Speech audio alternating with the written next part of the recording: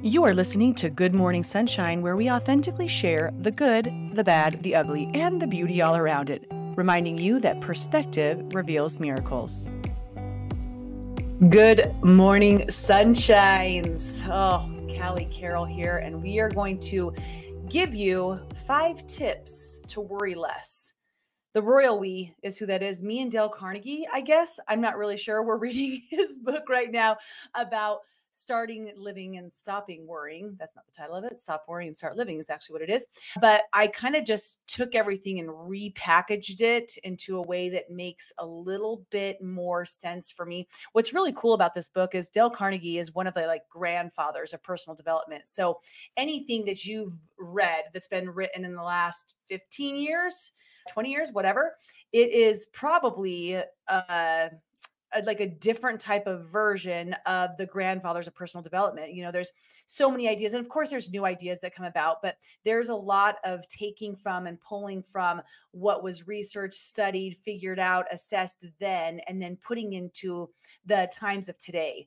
And I went back in time for our book club and had people actually go through and read Dale Carnegie, because it is interesting to see that same perspective, the same type of light was back then that is now. It's just spoken differently. So all of the examples are to me, it feels very old. I'm like, who are these people he's talking about? So it's neat to watch people take them, wash them, repurpose them, and then put them in a new format of today's time so we can really understand. And that's kind of what I want to do today, giving you 5 tips to worry less. And I'm going to give you a real life example because I have plenty of reason to worry right now. But, a lot of people would be like, this is a time where you'd be in a worry phase. And surprisingly enough, I'm not. So Witten John goes in for his 6-month re-scans for his cancer on Monday. Today's Friday currently while I'm making this. So in 3 days, my baby boy is going to go back for the first time since he had scans to see that his tumors were going away, right? That he was NAD, no active disease. And we went in, we saw that back in October, and he rang the bell. And now for the last 6 months, we've just been handling the chemo hangover, acclimating back to life, trying to do normal things, become a functioning little human in society, as much as that is just in terms of play and being and wearing clothes. And this will be the first time that we go back and go under anesthesia again. Although we did get the report out a few days after we rang the bell. So we did just do anesthesia in the end of October as well. But we're going to go in. He's going to do anesthesia. They're going to have to give him an IV. Usually he gets the needle in his port. So he became accustomed to that. But now they have to go in through a vein, which is really challenging for those little teeny tiny veins that he has. And we're going to have to go NPO, nothing per oral, where he doesn't eat or drink, which if you guys have followed my story at all, it's very traumatizing for him because he does have that disease where he has to have water on a consistent basis. And there's this fear when water's pulled from him, but you have to do that when you go into anesthesia. And then there's the obvious, right? Okay, you're doing rescans for cancer that's incurable, by the way. So how are you not full of anxiety right now, Cal? And it's funny, my mom sent me a message a couple days ago, and she's like, how you doing? How's your anxiety? And I was like, honestly, I don't have any, which feels so beautiful to say, truthfully. My whole body just feels at rest and peaceful. And it's probably because I'm unknowingly going through a lot of these practices through it, in a further extent, just by reading this book right now and diving into the study of getting rid of worry. So that's the real life example we're going to give. I'm going to kind of show you those things. So tip number 1, and as we're doing this, I would encourage you guys to pinpoint one of the things that is eating away at you a little bit. The beetle, as he says, the thing that's just nagging you. It's in the back of your mind. It's consistently this little worry or fear that's in your mind. So choose something, or maybe it's a major one that you have right now. Choose something and see if you can go through these 5 tips as we're going through. You can even hit pause. So I'll share, I'll give my example, and then you can hit pause and be like, okay, so how does this apply to me? All right. So tip number 1 is know the ramifications of worry. And we went through this a couple episodes ago about what worry can do to your body. So I'm not going to go over all of that, but know the ramifications of worry, meaning that if you're choosing to be in a state of worry, number one, you could be making yourself quite physically sick, not just mentally sick, right? Not just consumed by worry, which is a distractor for your life. Actually, let's add that one to the list. So let's do sick for number one. It can make you bring it on all sorts of illnesses, whether that's gut illnesses, migraines, tension, actual diseases. It is the root cause of a lot of different things that can happen in your body. So know that if you're choosing to spend time in your worry, you are also choosing to spend time limiting your lifespan. And that's a choice that you have, which sounds weird. You're like, no, Cal, it's not that easy to get rid of worry, but we're doing 5 tips right now. The second ramification is the lost time, what I was just insinuating towards the lost time of your worry.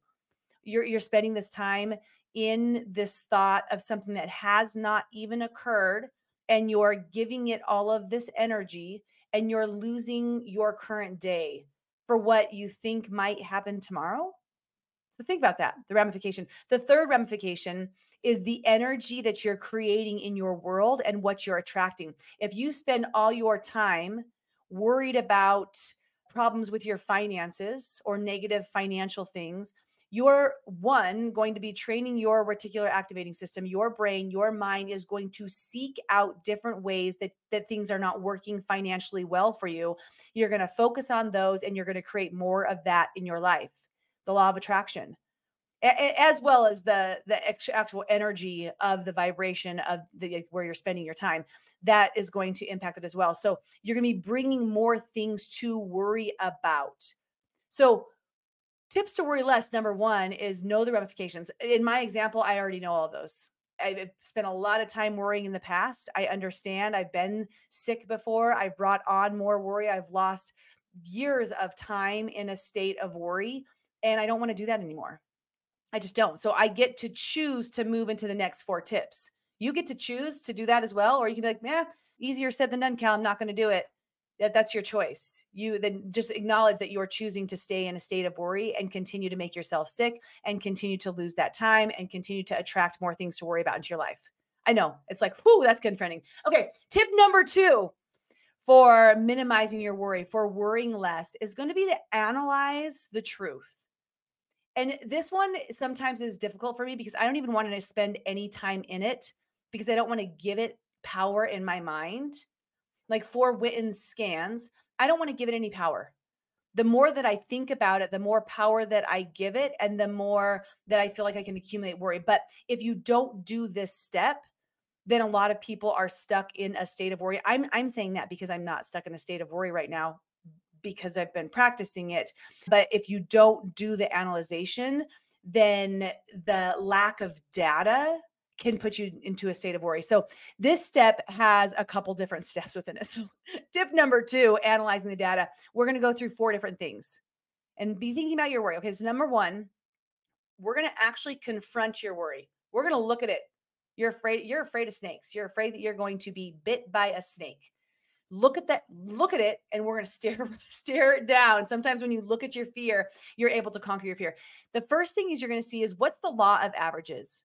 What is the likelihood that thing in your life is going to occur? Go ahead and get on there and Google what percentage of wherever you live are bit by snakes, are bit by deadly snakes, whatever.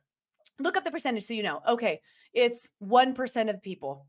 Okay, now you can see this. 99% of the people, 99 people out of 100 do not have this occur, and 1 person has it occur. How much time do I want to spend worrying about it when I know that 99% of the time it's not going to be happening to me? Take in my case, law of averages.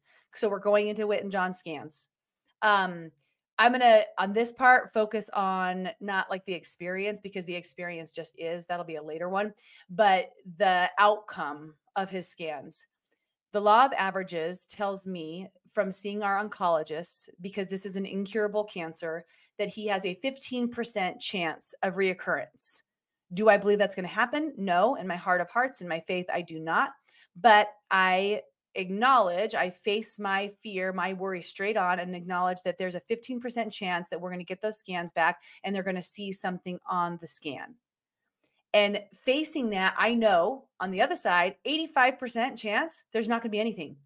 And that's where my heart is. 85% chance. I'm not going to sit here and think about the 15% chance, because 85 out of 100, I see marbles for some reason, 100 marbles. I'm going to count 85 of them. He doesn't have cancer. He doesn't have cancer. He doesn't have cancer. He doesn't have cancer. I'm not going to count the other 15. I'm going to count the 85. The marble practice is actually pretty useful, because then you're reiterating the good 85 times, 99 times if it's a snake bite, whatever that is. So look at your worry. First thing when you're analyzing is look at the law of averages. Okay.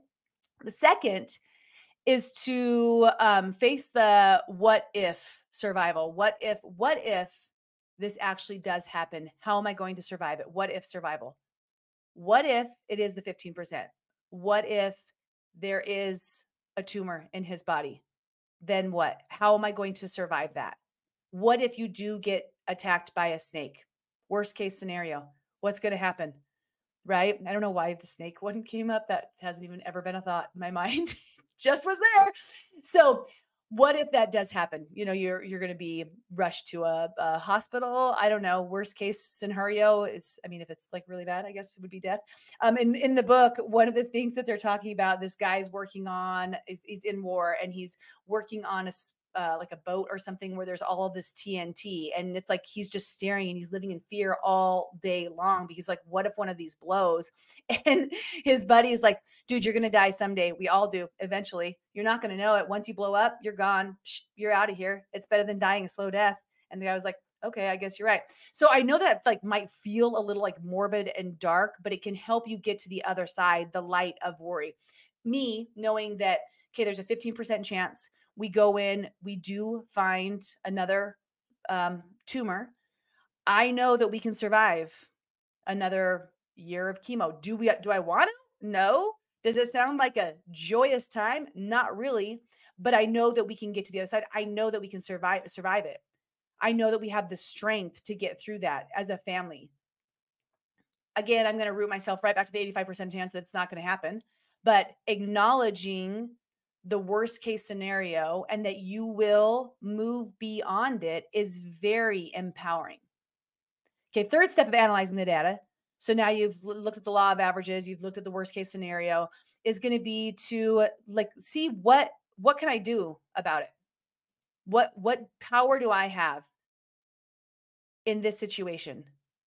And when you look at that, you're going to take action after. So first you're going to write down what can you do? What can you do about encountering a snake? I don't know, carry anti-venom in your pocket. That doesn't seem very reasonable. Maybe you're going to avoid open desert areas where snakes are. Don't stick your hand underneath a dark rock, I guess. But outside of that, it's like, no, not much, right? Like you're just going to live your life. What can I do about the results of Witten-John scans? I can't do anything. There's nothing I can do right now that's going to change the outcome of what those scans are. They are what they are. In this case, it really is just something that's in God's hands. Now, in the process of going through it, which brings just, a lot of trauma as well, with going NPO, with not eating or drinking, with getting his little veins accessed, knowing that we're going to be going into the state of screaming and trauma for all of us. I've been there enough times to know that that's the way that it goes on. What can we do? I can prepare. I can know that, his chocolate, his middle of the night drink because of his disease is cut off at 4:30. So we can wake him up at 3:30 to give him his drink, to make sure that he's not asking for one at 4:30, because usually he asks for it at 5:30, and also preemptively give him his medication so that he's not in any sort of breakthrough. So he's not asking for water. Make sure that he has his water at his next cutoff time. Make sure that we have loads of toys and entertainment in the bag that we bring, get the wagon packed, have some different things to occupy his attention, and just take care of myself, make sure I sleep well that night before, because I know I probably won't the night of. So like the night before that, making sure that I'm sleeping well, that I'm well fed, that I'm taking care of myself, so I have the energy and power to take care of him. That's how I can prepare for the day. And step 4 is take action on those things. Do the things that you just said. Figure out what you can do the things. This one really makes sense to me if you think about financial worries, especially since this is the number one word that people have. They're consistently worried about their finances and what's going to happen, and will they be able to pay for X, Y, or Z? And I've been there for sure, you guys. And when you look at this, it's like there is something that you can do. Unlike my, will the cancer be there example, there is something you can do. And you figure that out. Okay, so what I need to do is I need to get a side hustle, or I need to start creating that business that I've been thinking about, or I need to get out of my own way and start working a little bit harder towards something, and then take action that day, taking action now. So now you've taken your worry, what worry does to you. You've looked at it, you've analyzed it, what could happen. Okay, so if it does happen, I will survive. Now let's think about what I can do about it and start taking action around whatever I can do. Those are the first two tips to worry less. Just starting there, you guys, you're going to feel a big change in how you're showing up to worry. Okay, tip number 3. Are you guys ready for this? And this is one of the easiest. Oh my gosh, this is 6 tips to worry. Psh, I didn't have the 6th tip on there. Are you kidding me? Cal, get it together. Change the entire title of the video 20 minutes into the video. Yes, I am. 15 minutes, whatever. Okay, so the third tip is really going to support you in getting rid of your worry, and that's just to get busy. You don't have time to be worried when you're mentally occupied by other things.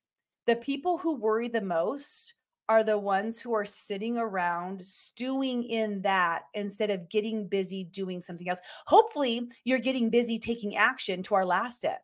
It's your finances. You're getting busy. You're like, okay, like I don't have time to worry because I have to start this business that I've been saying I'm going to start, and I'm going to start working towards it, and I'm going to better myself and improve myself, and I'm going to go for it. Or I'm so busy at night because I took up an extra job and I don't even have time to worry.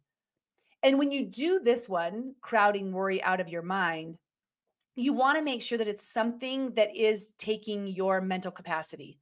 So some examples were given where it's like, okay, I'm so worried. I'm just going to do all of the housework. I'm going to get, the house spotless.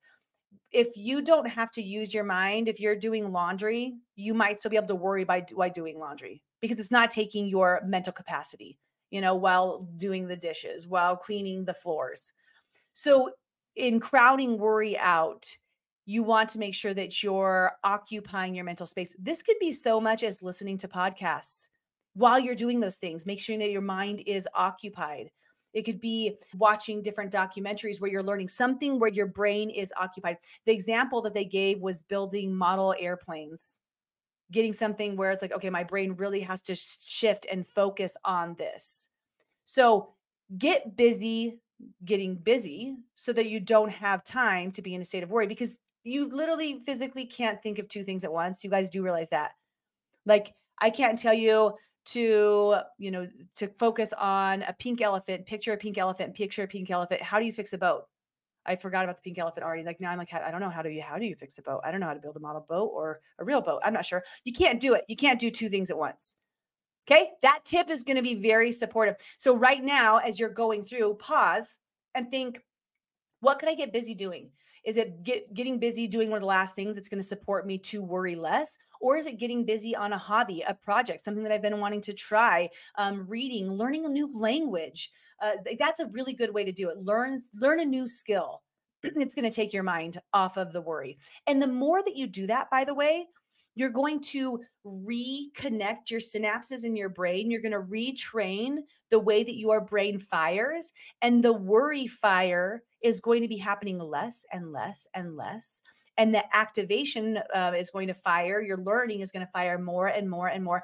And you're not going to remember how to worry. I think this is why this is kind of mystifying to me to talk about it when I used to be 100% the worry wart.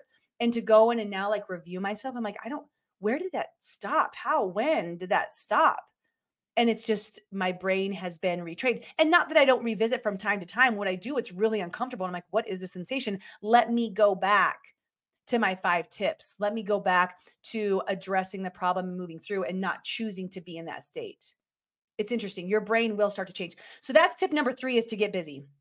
Tip number 4 for minimizing your worry, for worrying less is to be here now. And this is repeated in the book over and over again in different chapters in different ways. To be here in this day, in this moment, not there and not there. Oh, my personal example. I'm sorry. Go back up to tip number 3, my get busy. Yeah. In my world right now, I am extremely focused on being super mom and getting my kids off of as much screen time. That'll be an entire different video. But literally, it's like I wake up and by the end of the day, I'm like, I have not sat down. We're going, to the park. We're doing preschool runs. We're going to the gym. I'm trying to acclimate my son to socialization and separation a little bit at the gym by these little like 4-foot compartments, getting my kid in the water, which is a really big deal. We've been going swimming, cooking, having friends over, being outside in the playground, getting busy. Like, so it's nonstop over here in my world. Okay. So sorry, got to get my example. Okay, back up to number 4, be here now. Disregarding, and yes, like we are literally forgetting about our yesterdays. I understand you want to learn from the past, but it already happened. You dwelling in it and continuing to think about it is not supporting you in being here now. Because if all you're doing is thinking about there back then you're not here now. You're there back then. Your mind is there back then. Even if you're trying to play with your kids right now, but you're thinking about you're there back then and the situation that you don't like or what occurred or what happened to you or the spilt milk. We don't cry over spilt milk. When we look at our present moment and we let go of that, we do get to be here now. And then we get to get busy. We get to do things. We get to be active. Either that's proactive on making your worry go away or learning a new skill, doing something. The other thing about the be here now is stop worrying about the future. If I sit here and all day today, I'm just going to be worried about how Whit and John does on Monday for his scans. I'm going to waste away today. I'm not going to be present in anything that we do. I'm just going to be thinking about what could happen in those scans, all the things that could go wrong. Oh, that feels just gross even saying it. And thinking about and being in the future doesn't allow for me to be in the present. And when you're missing your present, you don't know how many present days you get. You don't know how many be here nows you get. You wake up today, you choose, I'm going to be here now. Letting go of the past, especially for those of you who are hung up on some sort of anger, some sort of situation, you're harboring an event that you cannot change, that is eating you away. Your now needs you. Your you in the now needs you. Your family in the now needs you, but you're back there or you're up there.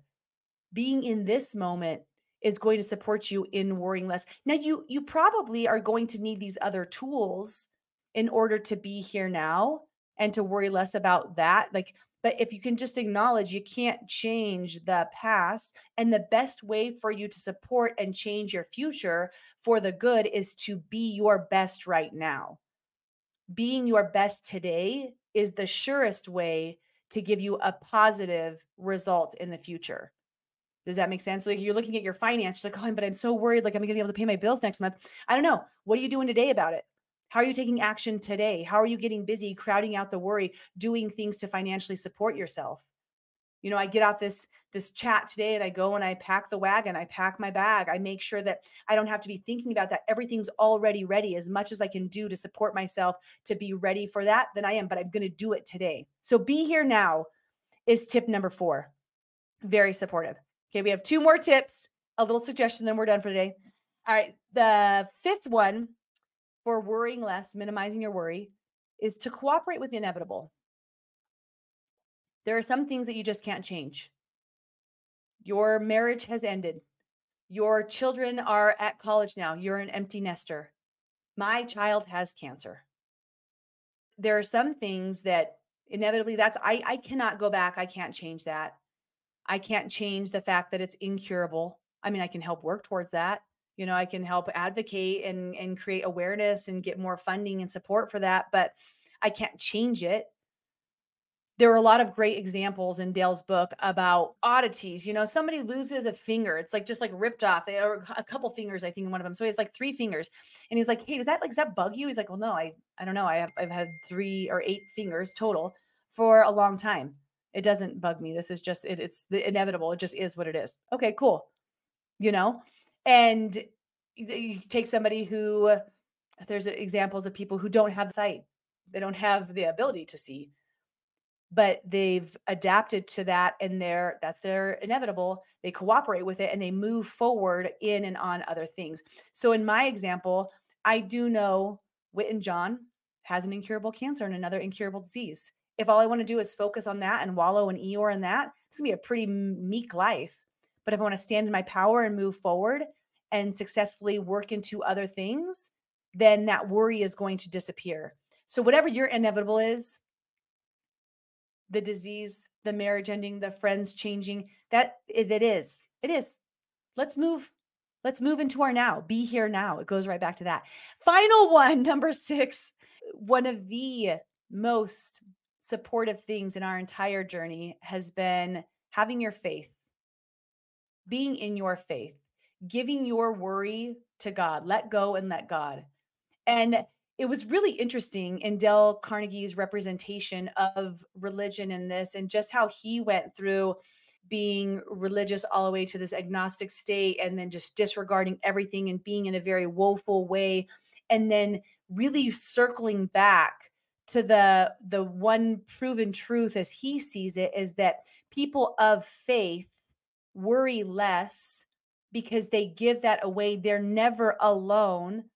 And no matter how you want to package your faith, your spirituality, when you do that, when you have someone that you're sharing your life with and you're giving that negative power, and not like, here, take my negative shit basket, but you're like, here, that I'm going to worry less. You handle this. It's in your hands, and I'm going to sit over here and I'm going to breathe.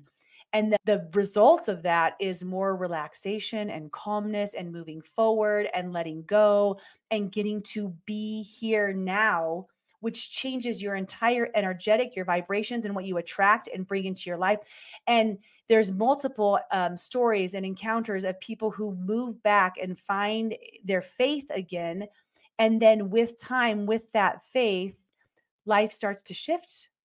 They start to see that they go from this negative state to this positive state, and maybe not overnight, sometimes overnight, but it takes a little bit of time and consistent energy and consistent devotion to your faith. So for me, that first day of diagnosis and going in, I started doing my gratitudes. I actually did a lot of these different things. Actually thinking about it right now, I can see myself in the waiting room as I'm going through and I'm saying thank you for all of the different things around me so that I can bring myself out of that negative state and into the positive one. And then it was let go and let God. When he wants my baby, he gets to have my baby, which is kind of like where you look at your what if survival. If this were to happen, what would I do? And just acknowledging that that's the way of life. And then just being in my faith. And if you've ever encountered serious trauma in your life, like you're not just on the worry side of things, you're on the actually like things have occurred that you worried about, you'll see that for most of us, our faith just multiplies during that time, or it just feels so bright and so so present. And that faith piece can really move you through worry. So maybe you haven't practiced religion in a while, maybe something steered you away, but if you can reconnect to your ultimate power, your infinite power, feel what that feels like and how it makes worry show up less. Okay. And obviously in my example, it's just, I know that God has a plan for our family and for what's next. So why do I need to worry for the next 4 days about going to these scans? He already knows what's going to happen. I'm just going to do my best. Am I here? Am I now? Be here now, take action where I can, and live my life. So looking at your worries now, going back and thinking about the things that are eating you away, the last question that I just want you to ask yourself is how much are you willing to give to these worries? How much of your life, how much of your power, how much of your health, how much of your time are you willing to give to that worry that you're going through right now? And you get to be the one, this is the cool thing, you get to be the one to address that. You get to be the one to give up your health, give up your time, give up your future, give up your sanity for this worry, or to take control, to take the power back, to go through the different steps. Acknowledge the ramifications, analyze the truth. What is the law of averages? You will survive no matter what. What can you do about it? Start taking action. Get busy. Get your mind occupied. Learn something new. Be here now in the presence and have your faith. Those are your tips to worrying less. I'm going to step forward in today without worry, without anxiety, with a joyful heart, stepping into my now. I'm going to go do a dance class, shake my booty, hang out with my babies, take them swimming, go see my baby girl tomorrow, watch a concert where they created this song, this composition for our family, for Whit and John, which is going to be so freaking cool tomorrow. Prep for everything on Monday and just have an awesome weekend. Wherever your worry is at, I hope that you can step into some of these tips and watch it just dissipate, watch it float away, and watch how your world starts to change when you do. If this has supported you in any way, I encourage you to go ahead and share it with your friends. If you know other warriors, support them through these. Write down the tips. Practice a few of your different worries as you go through life over the next day, week, month, and see if it's supportive for you.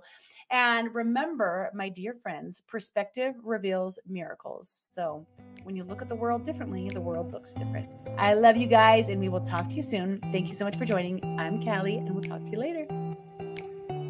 Thanks for joining, and don't forget to subscribe and, of course, share with your friends. Guys, that's how we impact more lives. All right, see you next time.